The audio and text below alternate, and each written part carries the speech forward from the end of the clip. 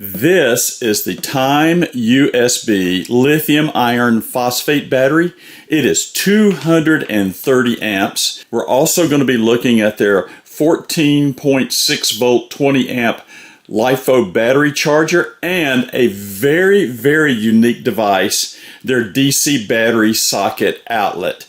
I think this is going to be a really interesting product to look at. Well, hi, it's Jerry with ilovervlife. I'm always looking for different types of power solutions for we RV travelers that are out there. And it doesn't matter whether you're in a big fifth wheel or you're in, a small pull-behind or a pop-up camper, a Class A, Class C, Class B, or you're building out a van. I think that I can find solutions where we can all use those in some kind of capacity. And that's what I found today. I was looking for something a little bit different than I've done before in the past. So I'm going to be showing you kind of a package. You can buy these items individually, but what if I wanted to come up with some type of a package to help me with my powering needs? Now, first of all, we're going to start with this. This is the Time USB 12.8 volt 230 amp hour battery. This is a lithium iron phosphate battery. The cells are LifePO4s. And when I'm looking at a battery like this, let's make a comparison. Why would I want to go with lithium compared to lead acid? Many of our RVs that we purchase have one or two of these, what I call Group 27 batteries. And this is not always true with all, but in most, it was the case that we had with this Montana that we bought 20 months ago. We had two Group 27 lead acid batteries, meaning they were not sealed. As they charge, they boil the water out of them and you have to put water in them. And the big thing about the batteries that we had, these typical lead acid batteries, you can only use 50% of the capacity. So with those two 100 amp hour batteries, you would think, ooh, you got 200 amp hours. No, unfortunately, you only get to use 50% of the capacity. You do not want to take those below 12 volts of capacity, which, again, that's half the capacity of that battery. So really those two heavy batteries only gave me 100 amps in capacity if you follow that math. Now, when you're looking at something like this, this is a 230 amp hour battery, and you can take these, you can discharge these down to about 10.5, 10.6, 10.7 volts. It just really depends on the battery management system inside these. And with 230 amps, you can take that down to about 10% of the capacity. So looking at 10% of the capacity of this, that would take us down to about 200 amp hours in a battery that is smaller than two Group 27 lead acid batteries and probably at about a third of the weight when you're looking at that as well. So when I find these, we've been using lithium now for about 18 months and we love it, and we've tried a number of different batteries. This is a very reasonably priced battery too. I'm going to give you Amazon prices as of November of 2023. That's when I'm recording this. So this battery currently on Amazon Prime is $599, and they got a $70 coupon currently that you can use with this. So that brings the battery down to about $529 plus tax, depending on where you live. And if you've got Prime, it's free shipping on that as well. So when you're looking at that and you're comparing that to 4 equivalent lead acid batteries, you're really starting to see some great value in these batteries. Now, there are trade-offs on a lead acid battery. You can charge those in colder temperatures. Now, if you're in the extreme, 0 degrees, you're going to run into issues with lead acid batteries. And with these, you don't want, this does not have low temp protection. It does have high temp protection, but it does not have a heater built into it. So you don't want to discharge these, or you don't want to charge these below 32 degrees. So that's very, very typical of lithium iron phosphate batteries. I have to be careful. Some people try to say, oh, you're saying ion, and it's the southern pronunciation of iron. So it is I-R-O-N. These are LifePO4 cells inside this battery. So now I mentioned a package, so I want to show you a couple other things that I was looking at. What I was wanting to do with today's evaluation was to be able to go to a company and go, I'd like to look at a solution that you might have to where I can use it for more than just, say, keeping these lights on, or what I need to do to keep this big 3-door residential refrigerator operating as we're traveling 6, 7, 8 hours down the road from destination to destination. Or as we just did when we pulled in, I didn't have any power to hook up here, and I had to run these slides out and all these types of things. So I'm having to do all this that you're seeing right now on battery at this stage with our current setup. And that's the way I'm going to be operating in this evaluation. It's going to be a battery only environment that we're going to be using here for the next several days. But I was looking at a package. What could I do if I was in a fifth wheel, or even more so, what if I had something like a small Class C, or maybe even a small pull behind, or maybe I was considering doing something with a van to where I wanted to kind of create a package to where I could just go to one specific vendor and get everything. So that's what I've done with this one. So with this one, I asked them, do you have a charger? They said yes. Let me show that to you. So this is their charger. This is a 12.16 volt 20 amp charger, and it's all self-contained. This is the unit right here that you plug in. It's got just basic, the alligator clip style charging that you could use on different types of lithium iron phosphate batteries, but it's all self-contained. And then you got a plug-in cord. So I'm able to charge this battery with this. And when you're looking at the price of this, the current cost of it is $189 currently, November of 2023. There is a $40 coupon, so $149, which isn't bad. $149 for a 20 amp self-contained charger. Now I wanted to add one more element to this, and that is I wanted to be able to power devices, come up with something very, very simple. So this is referred to as their DC battery socket outlet. And this is novel. I really like this. So I'll show you this device. I'm really excited about testing this as well. So we'll be hooking this up, and we'll be hooking some devices up to it. I'm going to hook into the 12 volt. I'm going to be hooking up a 55 quart refrigerator that has both a freezer and a refrigerator component to it. It has an on-off button. It has these, I think these are 5.5 millimeter jacks for 12 volt output. You've got a 2.4 amp USBs. You got 3.0 style USBs, and you got some USB-C ports. So what I'm thinking about this is I could do a number of things. I can keep my phones, my tablets. I could power a hotspot off of this. Most of your laptops that you see out there, require a Type-C, Type 60 watt or higher charger to be able to charge or power those up as well. So I could take this device, and it also has a little, if you notice, a little mounting plate. I can mount this in a number of different locations. I've got a nice little package here that I could mount in just about virtually anywhere, say by a desk or a table, to power all those types of devices. Now what this does not have, this is not an inverter, does not have 120 volts off of it, but you could use a small inverter if you had that, like one of those that has the cigarette lighter adapter that goes in here, again depending on what your needs are, or you could wire that up to the battery as well. So I'm not going to be doing inverter testing with this, but I am going to be doing inverter testing and big power consumption with that big refrigerator. So what's going to end up happening is over the next, it's probably going to take me about 3 days to do this. I'm going to cram this quickly into one video. I'm going to be showing both how the battery performs. We're going to do that first. Standalone, powering everything that's here within the camper. No solar input. So I'm going to do that test number one, just to see what the overall capacity in a real world application could be. Now look, I know I could go take a whole bunch of shop lights and hair dryers and all those types of things, hook up to a 2,000 watt inverter and just bleed this thing. And what does that tell you? That just tells you that I can run a whole bunch of lamps and a hair dryer over a period of time. For me, Okay, whoopee. That just shows you the capacity of the battery, and a lot of people do that. I understand why they're doing that. I want to look at it from a practical application.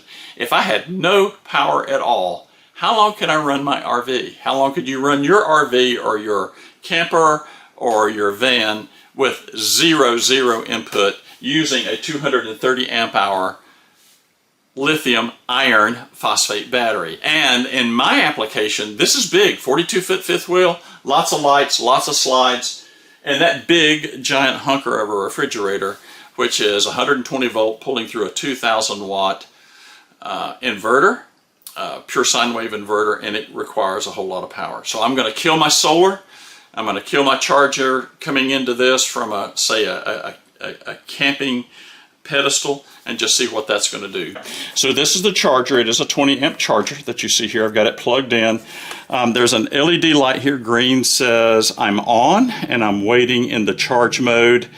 And then once we start charging, it will turn red, and then when it finishes charging, it'll turn green again. And if we run into any types of errors like overheating or something like that, it'll flash red. So we'll see how that's going to work. Before I get started, I want to see what it came to us from the factory. So let's look at that really quick. And we'll take this big old digital voltmeter here, which has got a fantastic display on it. And we see that we are currently at 13.16 volts. So it came from the factory almost fully charged. So it's not going to take long to bring this thing up to total capacity. And I'm glad to see that the factory did that, so that's a good thing. And I'm going to put the negative on first, and then the positive. And it just went into charge mode. You see it turned red here that it's charging, and it's got a fan. So we're going to let this run for just a little while. I'll come back and check it in just a bit. I let this sit for overnight. This is what we want to see. We've got a green light now. That means that it is fully charged. I'm going to unplug this. Let's go ahead and just double check, see what the battery voltage is reading. And we are at about 13.44, something like that. So fully charged battery, looks great. Let's go ahead and get it hooked up. All wired in. You'll also notice there's my controller right there. You will see a blue blinking light. That's just saying that it sees the solar panel, but I have it disarmed or unconnected. If it was a solid blue light, it would be charging. So I have no power coming into this battery whatsoever, and on top of that, I've disconnected from shore power. So only thing that I've got running right now, or will have running right now, is the battery. Let's go inside and start our test. Really do something a little bit different. So what I'll do is I am going to simulate what it would be for us to have something like about a 9-hour trip. I don't do that too often, but a 9-hour trip. I'm going to leave everything buttoned up, all the windows closed. It's supposed to get up to about 77, 78 degrees today, so it will be getting warm in here. And it would be just like if we were driving down the highway. The sun's going to be beating on the side of this. It will just, warm the camper just a little bit. And the sun over to my left here will, from noon on, which it's almost noon now, the side of this will get a bit warm. So I think we'll probably get something like 78 to 80 degrees inside the camper today. And that'd be just like we were driving down the road for a long trip on the interstate.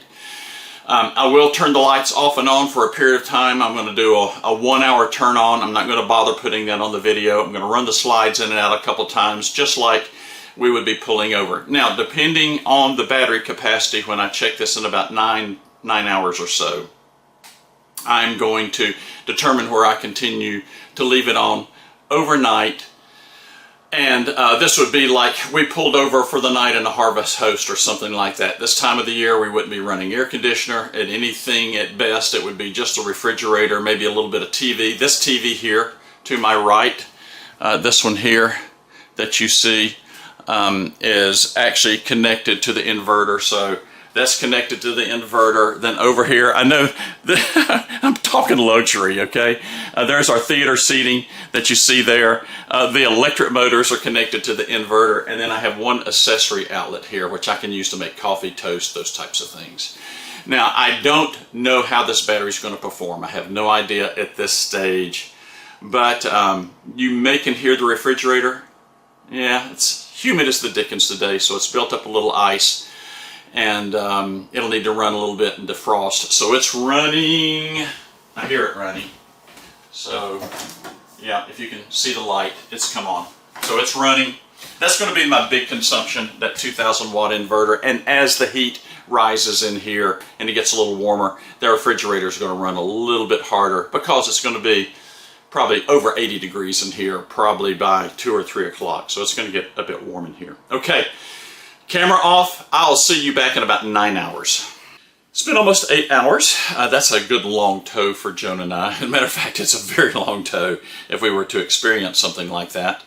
So I think that would be above average of what we would typically do. And the temperature today got up to about 82, 83, 84 degrees in here for about 4 hours. It got a little bit warm.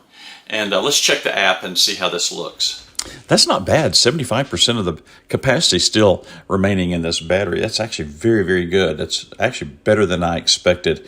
A little over 13 volts, 13.18 of voltage still being maintained on the battery. So we got a lot of room to go yet.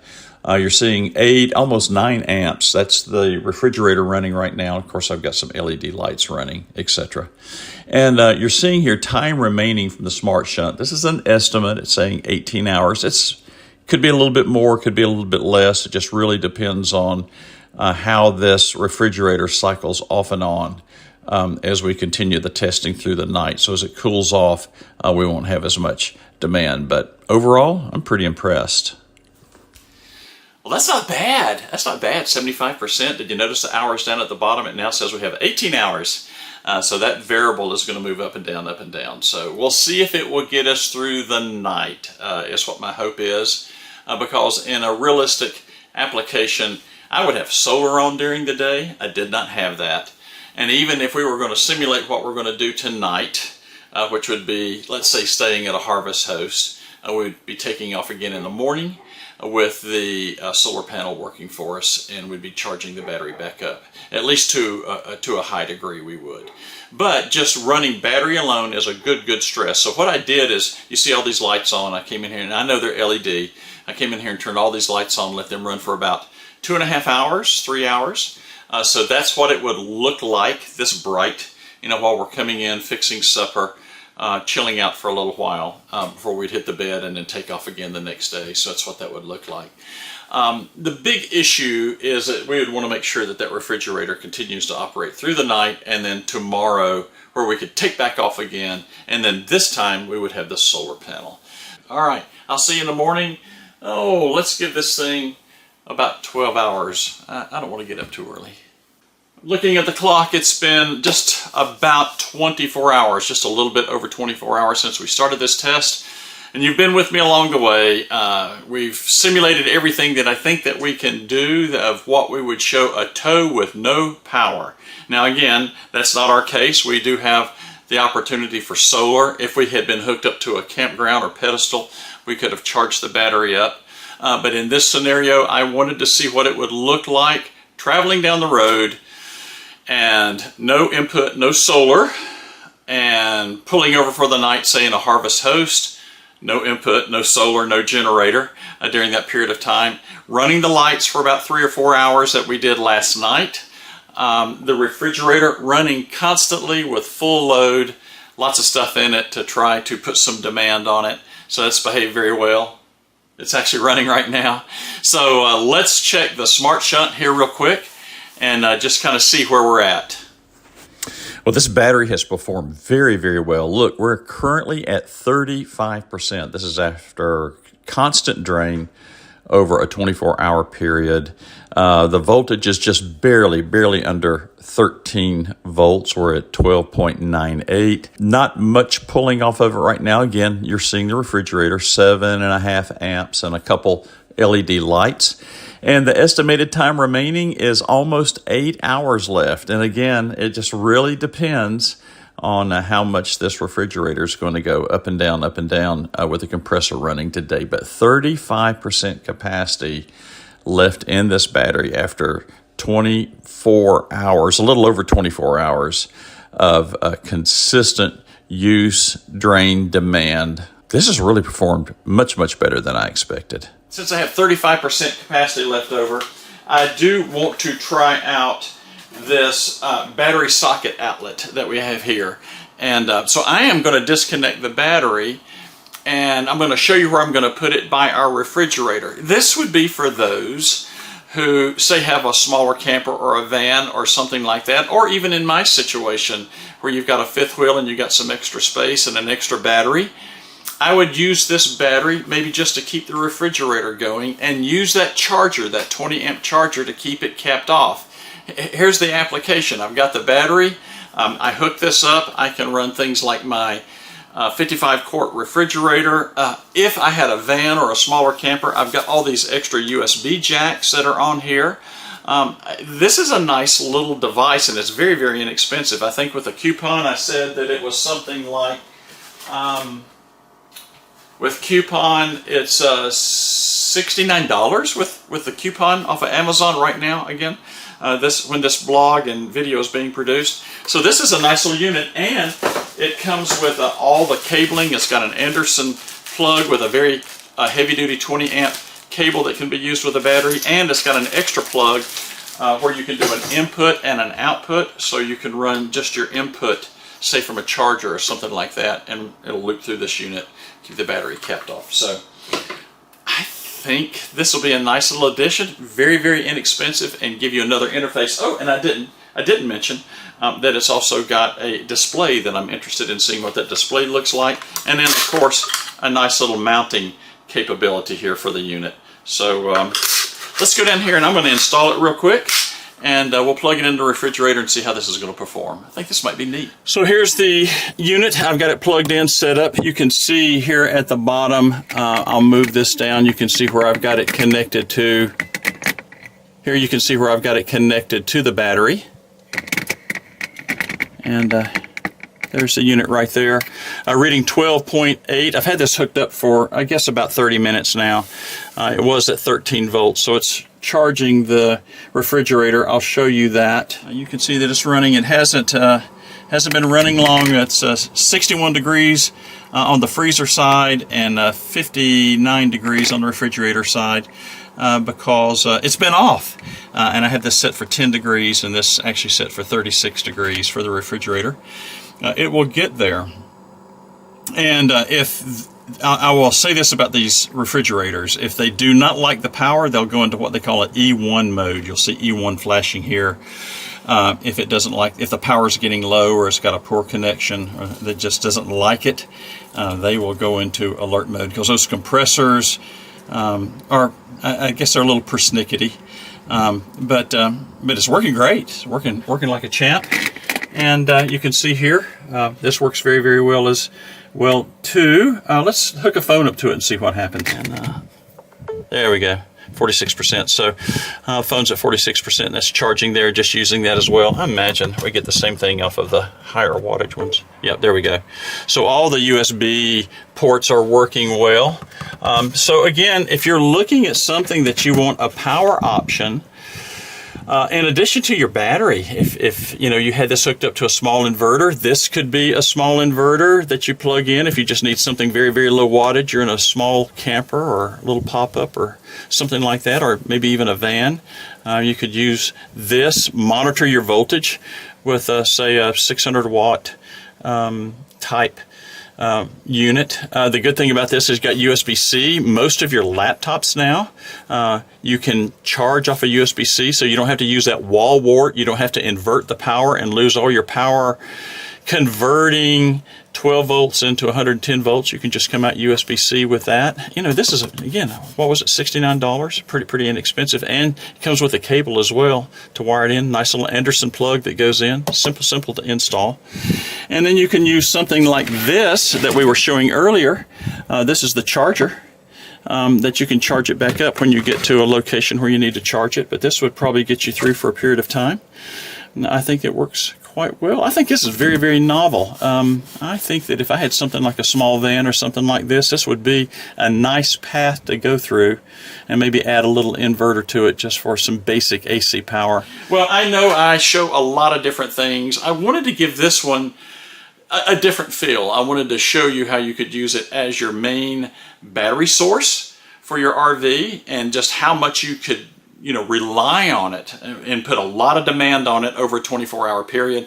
Wow, if I could have charged it, ran my solar into it, hooked the truck up to it, and let it trickle a little bit, it would have been amazing. I'd love to be able to do that test, but it's getting ready to rain for the next 3 days, and I'm not going to have any solar. It's already getting cloudy, and I'm not going to have that ability to do that. I need to get this video out, and that's not going to be a part of this test. But again, I think over 24 hours, if you can see that you can get that much use out of it and still have 35% left over at a, what was it? $529 battery with coupon, that's a pretty good value. So I hope you find these types of evaluations handy. I'm trying to do something to maybe blend power station with battery, and I hope I accomplished that for you. If you're looking for this kind of solution, I hope you find that helpful. I'd like to also thank Time USB for providing both the battery, the socket interface, and the charger for us to be able to try to do something different like this on the channel. We try to blend our travel and showing products, because you need both, right? If you're going to be enjoying this RV lifestyle. So I hope you found this helpful. And we'll try to do a few more of these over the next coming years. So again, thank you to Time USB for being very gracious in providing this product. I will have links in today's description, or you can go out to ilovervlife.com and you can look at today's blog, and I'll have some links and some more information, both about the battery with some charts, so you can see exactly what the capabilities are from a chart perspective. And I hope you find that helpful as well. Thanks so much for watching. Do this for one reason. You got it. It's because I love RV life.